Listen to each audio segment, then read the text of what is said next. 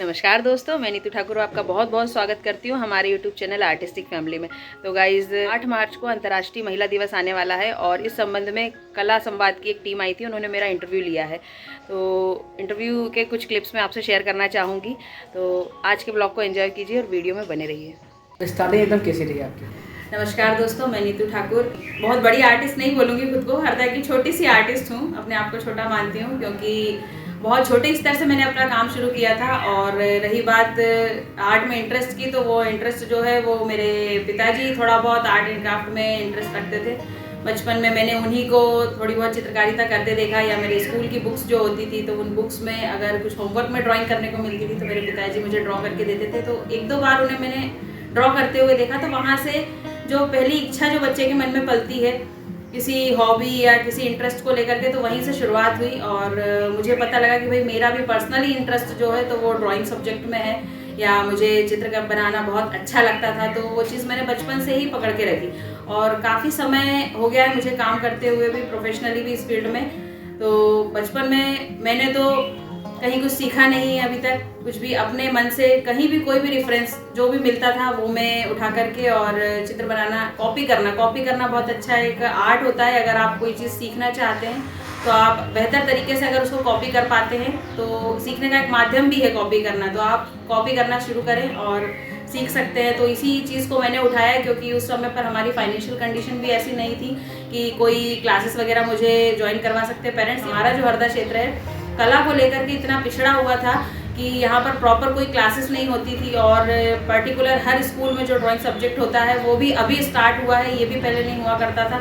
तो मैं आपको जानकारी के लिए बता दूं कि मेरी स्कूलिंग जो है वहाँ पर भी मैंने कभी कोई ड्राइंग सब्जेक्ट नहीं पढ़ा है। इसके अलावा यहाँ पर मैंने कोई क्लासेस भी ज्वाइन नहीं करी है। जो भी किया है अपनी सेल्फ स्टडी से और अपने आप से अभ्यास कर करके, प्रैक्टिस कर करके, और इतने वर्षों में अपने काम को इतना पॉलिशिंग करके मैं यहाँ तक आई हूँ। जो आपका पहला अनुभव था, जब आपने पहला ड्राइंग किया था, तो उसका कैसा फील, आपने कैसा महसूस किया और वो आपने कहाँ पे किया?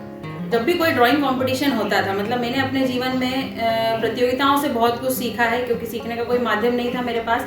जब भी हम किसी प्रतियोगिता का हिस्सा बनते हैं तो वहाँ पर हमें और भी 10 लोगों का काम देखने को मिलता है। तो मैंने अपने ही लोगों से वो काम देख देख करके सीखा है और अपने काम को इम्प्रूव करते चली गई। मैं आपसे अगर पुरानी बात शेयर करना चाहूँ तो उसमें बहुत सारी स्टोरीज है मेरे पास तो बताने के लिए, लेकिन मैं एक चीज़ आपको बताऊँगी कि एक ड्राइंग कंपटीशन का आया और सडनली स्कूल से मैं घर आई थी और पापा के फ्रेंड आए, बेटा चल कंपटीशन है, तो ड्राइंग करती है, तुझे भी पार्टिसिपेट करवाएंगे। तो मैं बिना तैयारी के जा कर के बैठ गई। वो मेरा बहुत बोल सकते हैं कि अपने लाइफ का पहला अनुभव ऐसा था। मुझे उस टाइम पहली बार पता चला कि भाई कंपटीशन में जब कोई ड्राइंग बनानी होती है वो सब्जेक्ट पर बनती है। पर्टिकुलर आपको एक सब्जेक्ट दिया जाता है, उस सब्जेक्ट पर आपको ड्राइंग करनी होती है, उसी के आधार पर आपका चयन होता है और पुरस्कार वितरण होता है। तो ये चीज़ मुझे पहली बार उस कंपटीशन में पता चली, वरना मैं तो कहीं से भी जो मिला मुझे वो कह सकते हैं कि किसी बुक का कवर हो सकता था, न्यूज़पेपर में कोई चित्र हो सकता था, कहीं दीवार पर, यहाँ तक कि दीवार पर भी अगर कोई प्लास्टर निकला हुआ है या कहीं कोई दीवार पर कोई किसी ने कुछ उड़ेदा हुआ तो उसमें भी ड्राइंग्स में निकाल देती थी। मुझे उसमें भी चित्र दिखते थे बचपन से ही। तो एक भगवान का दिया हुआ गॉड गिफ्टेड हैंड भी है, बोल सकते हैं कि भगवान का आशीर्वाद भी है। तो धीरे धीरे ऐसी जर्नी आगे बढ़ती चली गई। तो वो एक कंपटीशन से मैंने अपनी लाइफ में काफ़ी कुछ सीखा है कि भाई कंपटीशन आपको अटेंड करना बहुत ज़रूरी है। आप किस स्तर पे हो, आपका काम किस स्तर पे, आपको एक तो वो चीज़ पता लगती है, और दूसरी चीज़ आपके लिए सीखने का अगर कोई माध्यम नहीं है तो प्रतियोगिता एक ऐसा माध्यम है जहाँ पर आप 10 लोगों को 10 प्रकार का काम देख सकते हैं और अपने काम को इम्प्रूव कर सकते हैं। तो यही एक था मेन मेरी लाइफ में जिससे मैंने अपने काम को इम्प्रूव करते चली गई। आपको याद है पहला ड्राइंग आपका क्या था? पहली ड्राइंग में तो कुछ भी बना करके, और घर पे बाकायदा, मतलब उस समय फ्रेमिंग वगैरह के लिए भी एफर्ट घर वाले इतना नहीं लगा पाते थे और ना उतने पैसे होते थे।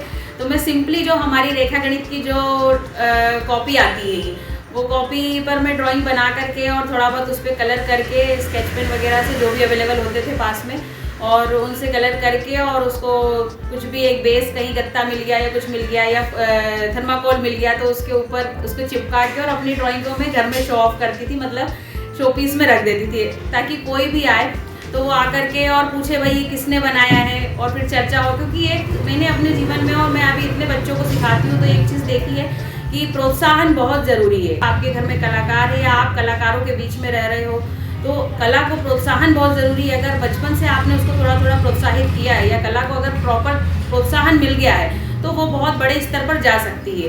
तो मैं अभी भी मेरे जो बच्चे आते हैं या मेरे स्टूडेंट्स आते हैं या जो पेरेंट्स आते हैं, तो मैं उन्हें यही एडवाइस देती हूँ कि भाई आप बच्चे में अगर कोई हुनर है तो उसे निखारने की कोशिश करें, ना कि उसे दबाएं। तो इस सफ़र में आपका जो चुनौती है, ऐसी क्या सबसे बड़ी चुनौती है और आपने उसका सामना कैसे किया? चुनौतियाँ तो भाई बहुत सारी आई है उसके साक्षी हमारे बहन भाई भी हैं। बहुत छोटे समय से अंतिमा नितेश ने मेरा सहयोग किया है, और आर्ट को देखे या फिर हमने जो अपना इंस्टीट्यूट शुरू किया था 2013 में, हमने हमारा आर्ट वैल्यू इंस्टीट्यूट शुरू किया था।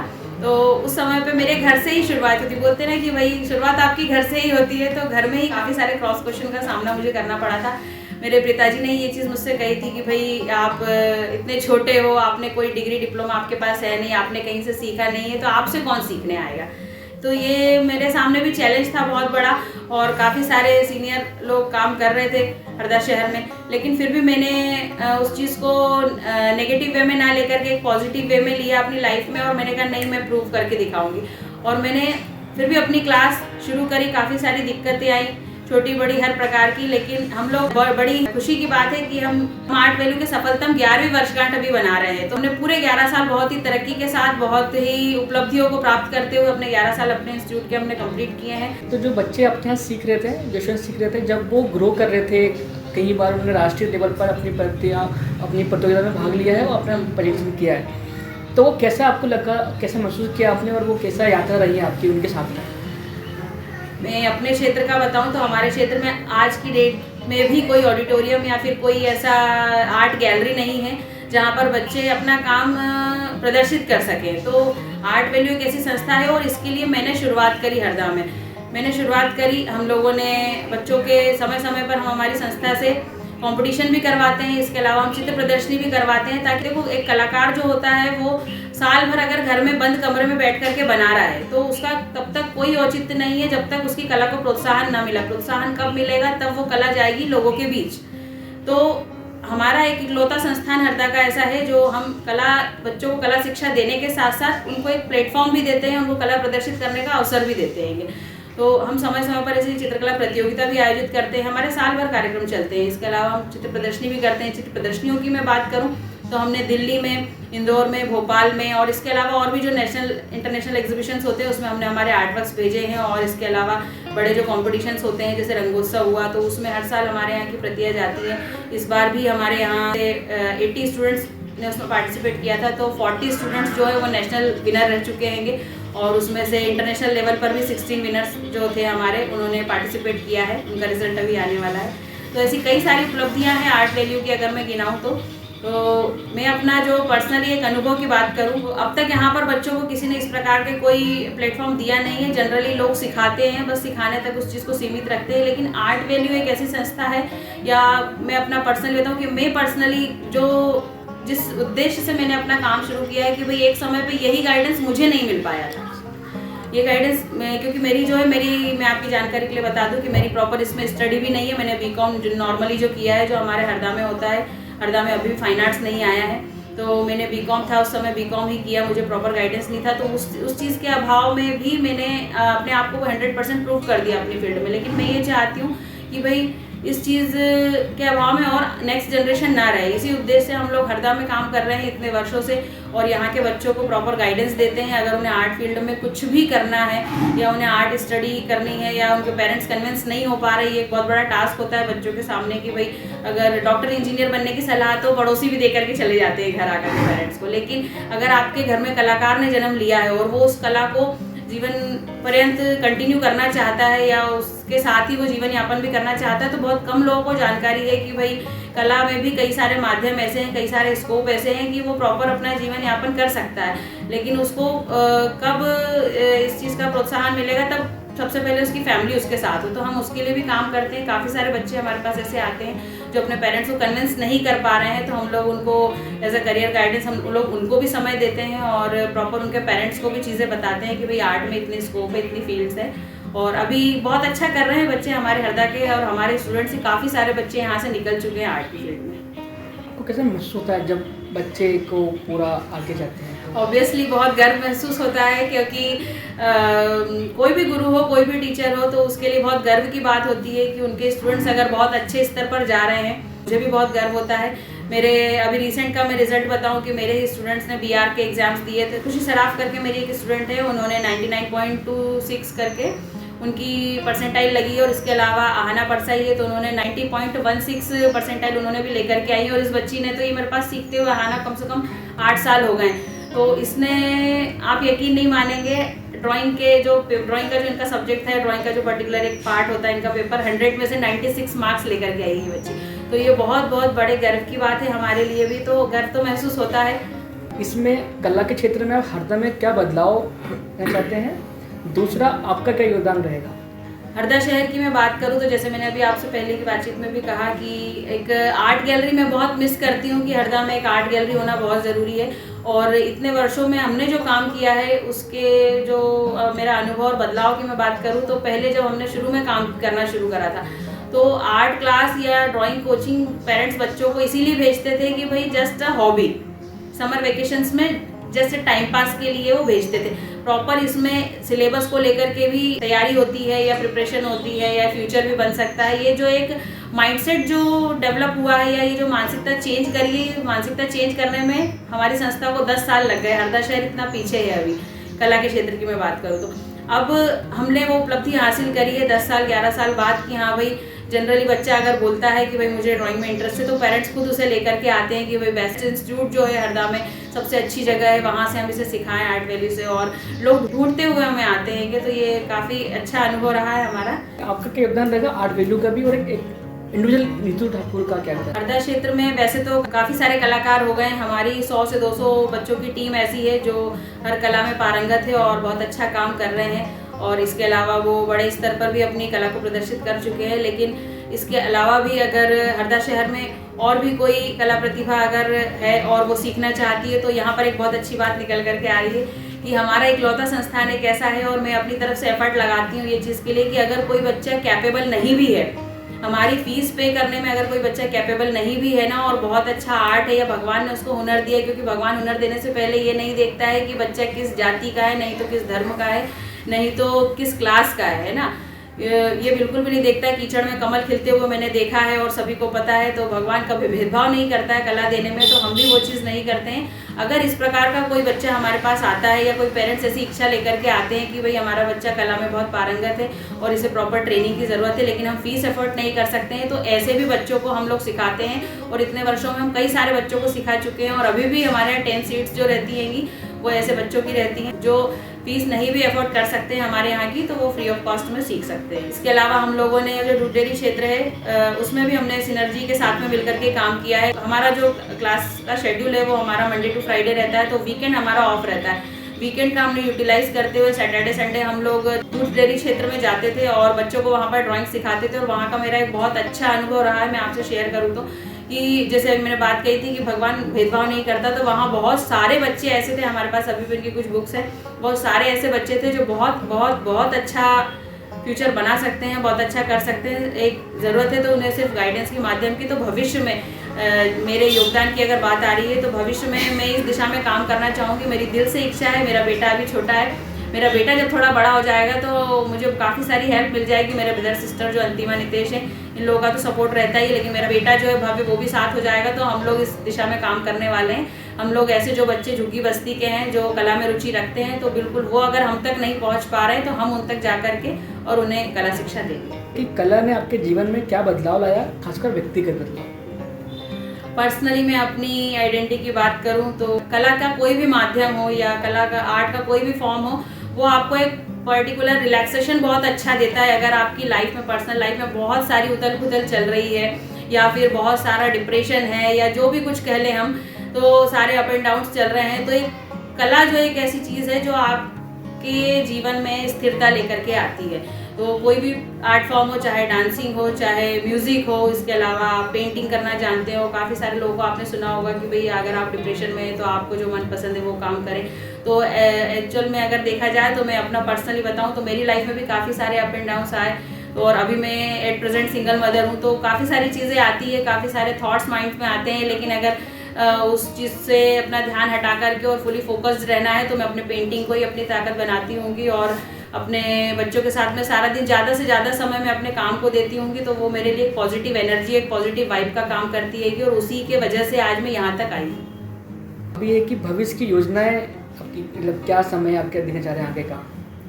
भविष्य की योजनाएं तो बहुत सारी है। हम लोगों की दिल से इच्छा है कि यहाँ पर प्रॉपर कोई इंस्टीट्यूट नहीं है और अभी तक कोई एफिलेशन भी नहीं आया है, तो आर्ट वैल्यू प्रयासरत है उस चीज़ के लिए। मैंने इसीलिए अपने ब्रदर को भी बैचलर डिग्री इसमें करवाई है फाइन आर्ट्स में, ताकि हम हरदा में फाइन आर्ट्स लेकर के आ सके, क्योंकि बहुत सारे बच्चे ऐसे हैं। बच्चों के अलावा मैंने महिलाओं को भी सिखाया है, तो महिलाओं की एक बहुत कॉमन सी प्रॉब्लम रहती है कि भाई वो लोग आउट ऑफ स्टेशन जा कर के पढ़ाई नहीं कर सकते हैं, फैमिली की रिस्पॉन्सिबिलिटीज़ उनके पास है। तो ऐसी कई सारी महिलाएं या बच्चे जो हैं या बच्चियां हैं जो बाहर जाकर के नहीं स्टडी कर सकते हैं, तो उनके लिए एक बहुत बेहतर ऑप्शन हम लोग जल्दी देने वाले हैं। तो उसी दिशा में हम लोग काम में लगे हैं, उसी में हम प्रयासरत हैं कि हरदा में भी हम फाइन आर्ट्स लेकर के आएँ, तो ये बहुत अच्छी उपलब्धि हो जाएगी हमारे लिए। क्या बात। अब एक लास्ट संदेश वही महिला कलाकारों के लिए और सभी कलाकारों के लिए।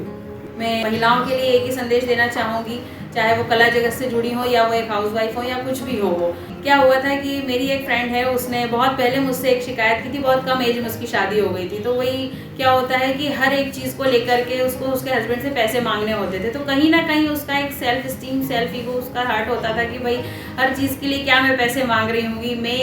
मेरे बच्चे ने अगर मुझसे बोला मम्मा मुझे पेंसिल लेकर के आनी है, तो मुझे उसके लिए भी 3rd से पैसे मांगने पड़ रहे हैं। खैर ये चीज़ पढ़ने में इतना डिस्टर्बेंस नहीं क्रिएट करती, लेकिन पर्सनली अगर बात करें, कोई एक महिला अगर स्वाभिमानी है और उसके मन में काफ़ी सारी चीज़ें पहले हो कि भाई मुझे ये करना था अपनी लाइफ में, वो करना था और वो नहीं कर पाई है, सडनली उसकी अगर शादी हो गई है, तो उसको काफ़ी सारी चीज़ें माइंडसेट में उसके बन जाती है और आगे ये चीज़ें दिक्कत देती। तो उसने ये चीज़ मुझसे शेयर करी थी, तो कहीं ना कहीं वो चीज़ मेरे भी माइंड में ये चीज़ आई कि हाँ भाई कम से कम हर एक महिला को इतना कैपेबल या इतना सक्षम तो हो ही जाना चाहिए कि यार भाई अगर उसे इमरजेंसी में भी, मैं बोल रही हूँ, अगर आपके घर में आपके पेरेंट्स या आपके हस्बैंड है या जो भी हैं, आप खुद भी अगर आपके ऊपर कोई भी रिस्पॉन्सिबिलिटी नहीं है, तो भी आप अपना खर्चा खुद उठाएं। कम से कम आप इतनी सक्षम हो जाएं, आप उस दिशा में काम करें।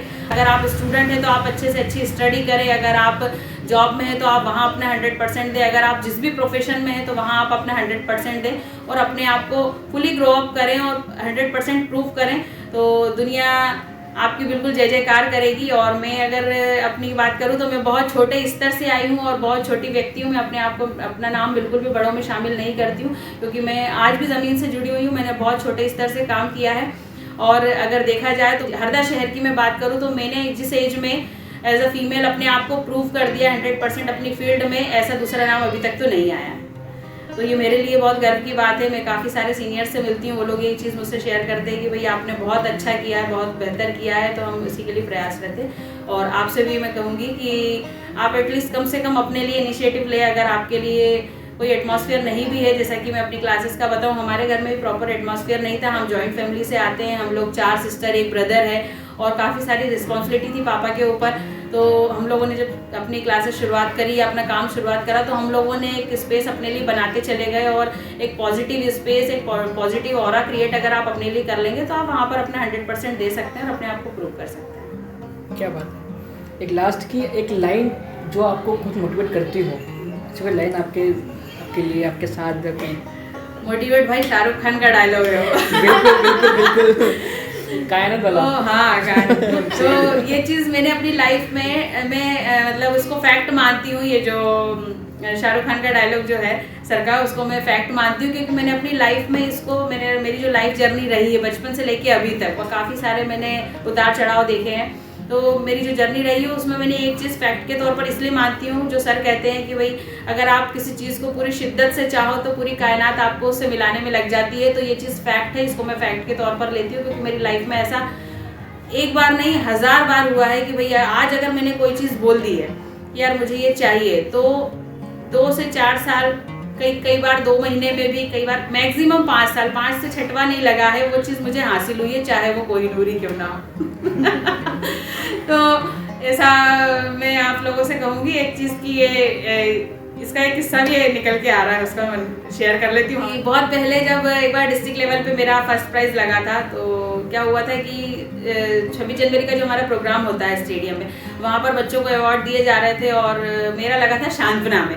वहाँ पर अवार्ड दिए थे उन्होंने फर्स्ट प्राइज़ वाले को। तो मैं अपने नाम का वेट कर रही हूँ। जस्ट इमेजिन मैं बहुत छोटी बच्ची हूँ और मैं अपने नाम का वेट कर रही हूँ कि मेरा नाम अब अनाउंस होगा और वहाँ पर एंड मौके पर पता लगता है कि भाई फर्स्ट वाले को अवार्ड देंगे यहाँ पर, बाकी को स्कूल में मिलेगा। तो वहाँ पर कोई और बच्चा होता तो वो छोटा सा मुँह लेकर के आ जाता, लेकिन मैंने वहीं पर अपने आप से कमिटमेंट किया था कि भाई नेक्स्ट ईयर मुझे यहाँ से अवार्ड लेना है। तो समय समय पर, एक बार नहीं, मैंने अपने जीवन में समय समय पर कमिटमेंट लिए हैं और उनको पूरा भी किया है अपने आप से। तो आप इस तरीके से अपने आप को प्रूव कर सकते हैं और बहुत अच्छा कर सकते हैं। और मेरा रिकॉर्ड है उसके बाद में फिर कि वहाँ पर मैंने 9th to 12th जब मैं अपने स्कूल में पढ़ी हूँ तो मैंने किसी और को अवार्ड लेने नहीं दिया है, वो अवार्ड हर साल मैंने ही लिया है। क्या बात है, क्या बात है, बहुत शुक्रिया। तो मैं कला संवाद की बहुत बहुत आभारी हूँ कि उन्होंने मुझे इस काबिल समझा, इस योग्य समझा कि मेरी जर्नी जो रही है, लाइफ जर्नी, वो और लोगों से शेयर की जाए। तो इसी तरह से मैं चाहूँगी कि हमारे यहाँ और भी ऐसे कलाकार हैं जो बहुत छोटे स्तर पर काम कर रहे हैं, लेकिन उनका काम जो है वो बहुत बड़े स्तर का है, बहुत बड़े स्तर के वो कलाकार हैं। भले ही क्षेत्र छोटा हो, आप उन लोगों को भी आगे लेकर के आएँ और बहुत अच्छा प्रयास है आपका। आपको बहुत बहुत बधाई, बहुत बहुत शुभकामनाएं। बहुत शुक्रिया। तो दोस्तों, आपको आज का वीडियो कैसा लगा हमें कमेंट करके ज़रूर बताएं। और अगर आपने हमारे चैनल को अभी तक सब्सक्राइब नहीं किया है तो अभी सब्सक्राइब करें और बेल आइकॉन याद से दबा दें, ताकि आपको हमारे आने वाले सारे वीडियोस के नोटिफिकेशन मिलते रहे और आप हमारे यूं ही डेली व्लॉग्स एंजॉय करते रहें। तो मिलते हैं गाइस नेक्स्ट व्लॉग में। Bye bye.